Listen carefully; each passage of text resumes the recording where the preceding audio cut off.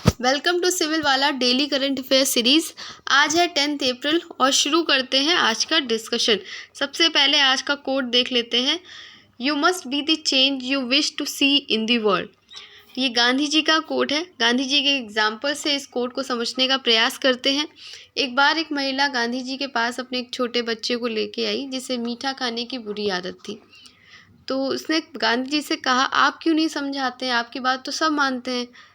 तो गांधी जी ने कहा कि आप इसे एक हफ्ते बाद मेरे पास लेकर के आइएगा। जब एक हफ्ते बाद महिला अपने बच्चे को गांधी जी के पास में लेकर के गई तो गांधी जी ने उस बच्चे से कहा, मीठा मत खाया करो, ज़्यादा नुकसान होगा तुमको, दांत खराब हो जाएंगे तुम्हारे। तो उस महिला ने कहा, ये बात तो आप उस दिन भी कह सकते थे, उसके लिए मुझे एक हफ्ते बाद बुलाने की क्या ज़रूरत थी। तो गांधी जी का कहना था कि तब तक तो मुझे भी मीठा खाने की बुरी आदत थी, तो मैं उसे कैसे कह देता छोड़ने के लिए जो मैं खुद करता हूँ। गांधी जी से आप ये सीख सकते हैं कि जो भी चेंज हम सोसाइटी में देखना चाहते हैं वो चेंज सबसे पहले तो हमें खुद में करना पड़ेगा। या एक और एग्जाम्पल देखते हैं। मॉडर्न हिस्ट्री हम सब लोग पढ़ते हैं, उसमें हमने ईश्वर चंद्र विद्यासागर के बारे में भी पढ़ा है। वो विधवा पुनर्विवाह का समर्थन करते थे, तो उन्होंने खुद एक विधवा महिला से शादी करके सोसाइटी में एग्जाम्पल सेट किया था कि विधवाओं का भी पुनर्विवाह हो सकता है। तो कोई भी ऐसी चीज़ जो हम चाहते हैं, सोसाइटी से अपेक्षा करते हैं, सबसे पहले तो हमें खुद इम्प्लीमेंट करनी चाहिए। अब शुरू करते हैं आज का सेशन। हमारा पहला क्वेश्चन जो मैंने कल आपको दिया था, जिसका आंसर आपको कमेंट सेक्शन में करना था, उसका आंसर देख लेते हैं। हाल ही में समाचारों में देखा गया इंटरएक्ट प्रोजेक्ट किस संगठन द्वारा वित्त पोषित है। Interact project recently seen in news is funded by which organisation, and the answer is यूरोपीय संघ। आज का फर्स्ट क्वेश्चन है, IPF द्वारा क्लीन एनर्जी इन्वेस्टर फोरम का आयोजन किस देश में किया गया है।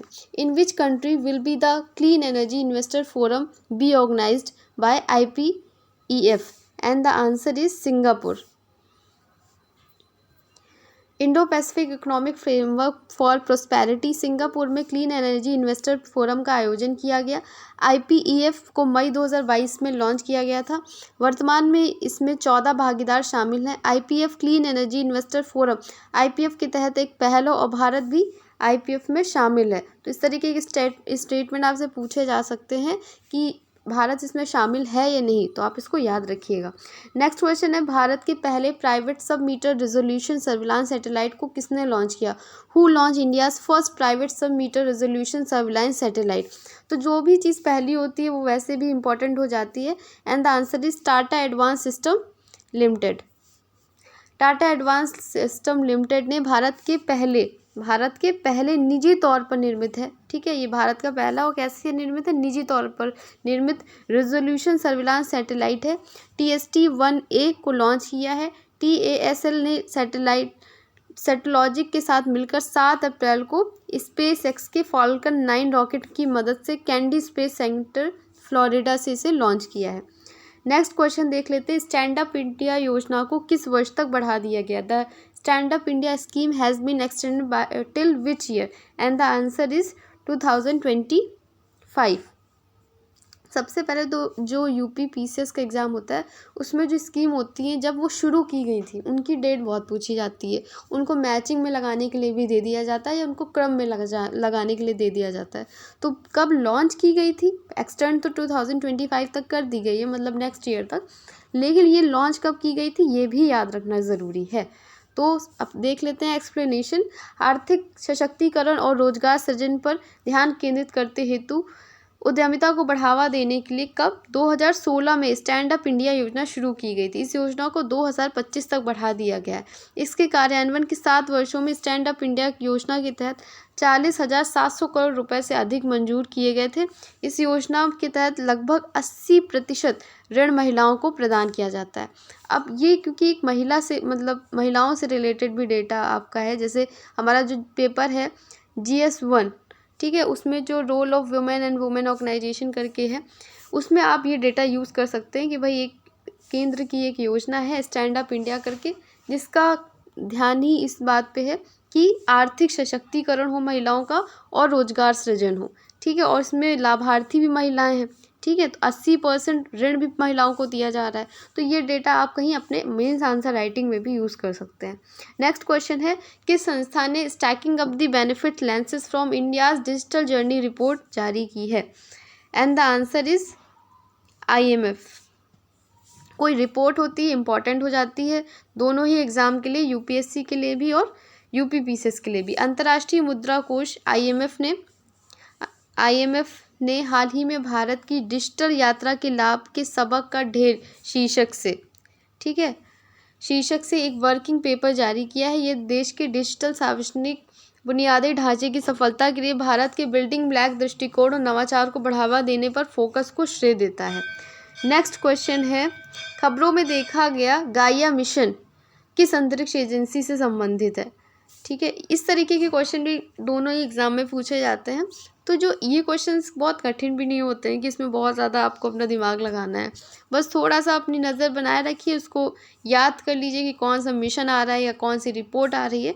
तो इसमें आपके एक एक नंबर इम्पॉर्टेंट होता है, तो आप आसानी से इसको टिक भी कर लेंगे। तो ये आंसर इसका है ESA।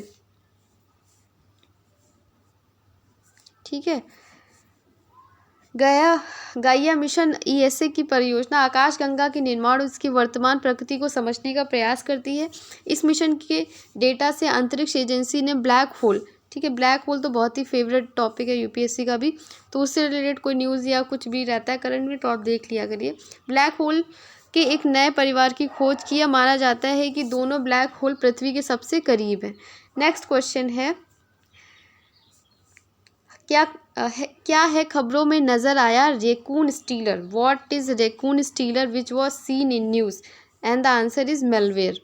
तो ये जो क्वेश्चन है, ठीक है, अगर आपको कोई GS3 में जो हमारा साइंस का जो है सिलेबस, साइंस एंड टेक्नोलॉजी में, उसमें इस तरीके के क्वेश्चन आपसे पूछे जा सकते हैं। UPSC में तो काफ़ी क्वेश्चन पूछे जाते हैं, ये पूछ लेंगे कि है क्या, जैसे इसमें पूछा गया कि ये मेलवेयर है, क्रिप्टो मुद्रा है, ठीक है, आंसर तो मेलवेयर है। तो ये आप पूछ सकते हैं और अपने आंसर में भी ये लिख सकते हैं। तो ये है क्या? रैकून स्टीलर एक जानकारी चुराने वाला मेलवेयर है जो आमतौर पर ईमेल के माध्यम से वितरित किया जाता है। ठीक है, किसके माध्यम से? ईमेल के माध्यम से वितरित किया जाता है। इसका इस्तेमाल IT विभाग और केंद्रीय अर्धसैनिक बलों सहित भारत की 8 केंद्रीय सरकारी संस्थाओं को निशाना बनाने के लिए किया गया था। राष्ट्रीय सुरक्षा सलाहकार के अधीन एक विशेष खुफिया एजेंसी राष्ट्रीय तकनीकी अनुसंधान संगठन ने प्रभावित एजेंसियों को पत्र लिखकर हमले की जानकारी दी है। तो इस तरीके का कोई मेलवेयर न्यूज़ में रहता है तो आप उसको देख लिया करिए। नेक्स्ट क्वेश्चन है, शेरों के संबंध में निम्नलिखित कथनों पर विचार कीजिए। शेर सबसे बड़ी सामाजिक बिल्ली प्रजाति है जो प्राइड नामक समूह में रहते हैं। नेक्स्ट स्टेटमेंट है, शेरनियाँ प्राथमिक शिकारी होती हैं जबकि प्रमुख शेर प्राइड के क्षेत्र की रक्षा के लिए जिम्मेदार होते हैं। उनके शरीर उनके लिए ट्रॉफी शिकारियों द्वारा भी निशाना बनाया जा सकता है। उपयुक्त में से कितने सही हैं? Consider the following statement regarding lions.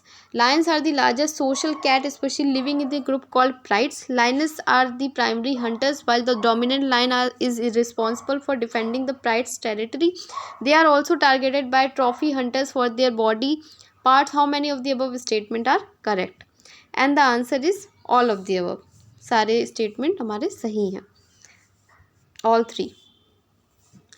तो जो जैसे शेर से रिलेटेड और हमारा 2019 में आई गेस एक क्वेश्चन पूछा गया था UPSC में, वो एशियाटिक लायन से रिलेटेड था। तो UPSC इस तरीके के क्वेश्चन काफ़ी पूछती है।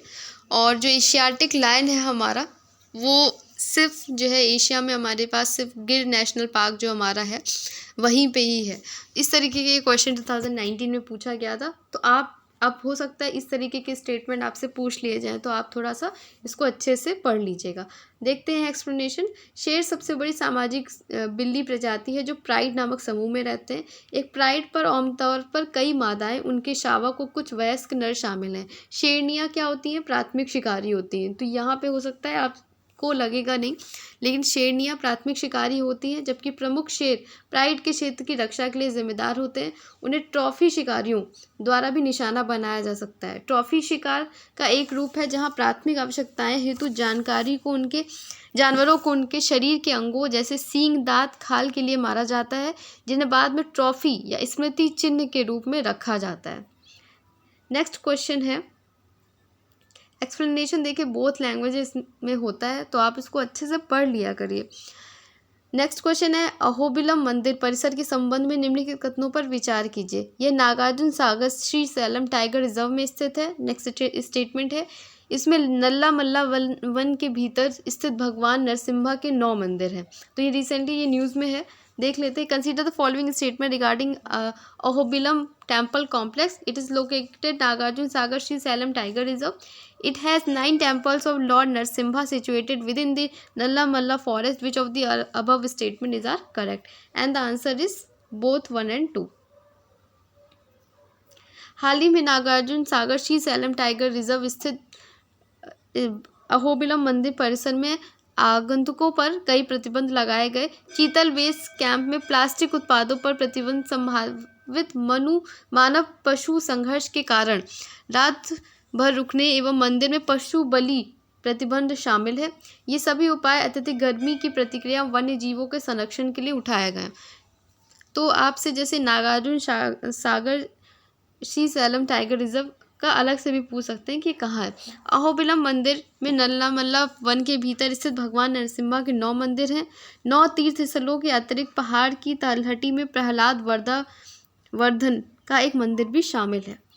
नेक्स्ट क्वेश्चन देखते हैं, किस एशियाई देश को 4 साल के कार्यकाल के लिए संयुक्त राष्ट्र सांख्यिकी आयोग के लिए चुना गया है? विच Asian country has been elected to UN Statistical Commission for a 4-year term? And the answer is Bharat, India.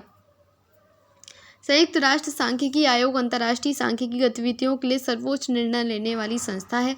Japan के शिगेरू कावासाकी आयोग के वर्तमान अध्यक्ष हैं। तो इन जो अध्यक्ष हैं उनका नाम भी याद रखिएगा। भारत को हाल ही में, और ये टेन्योर की कब से शुरू हो रहा है टेन्योर और कितने साल के लिए, ये ज़रूरी होता है याद रखना। भारत को हाल ही में 1 जनवरी 2024 से शुरू होने वाले 4 साल के कार्यकाल के लिए इस निकाय के लिए अध्यक्ष चुना गया है। एंड द नेक्स्ट क्वेश्चन, और आज का आखिरी क्वेश्चन भी, भारत ने विदेशी सितवे बंदरगाह का संचालन करने का अधिकार हासिल किया है, ये किस देश में है? India has acquired the right to operate the overseas Sittwe port in which country? And the answer is Myanmar. Myanmar से सितवे बंदरगाह को भारत द्वारा संचालित किया जाएगा। ईरान के चाबहार पोर्ट के बाद यह दूसरा विदेशी पोर्ट है। तो ये अलग से भी जैसे स्टेटमेंट में पूछ लेंगे, आपसे लिख देंगे ये पहला पोर्ट है, तो आपको याद रखना होगा कि हमारा जो चाबहार वाला पोर्ट था वो तो है ही, उसके अलावा सितवे पोर्ट भी है। इसका संचालन भारत करेगा। कालादान नदी पर स्थित इस पोर्ट के संचालन को संभालने के लिए इंडिया पोर्ट्स ग्लोबल के एक प्रस्ताव को मंजूरी मिली है। आज का टेस्ट क्वेश्चन देख लेते हैं, जिसका आंसर आपको कमेंट सेक्शन में करना है।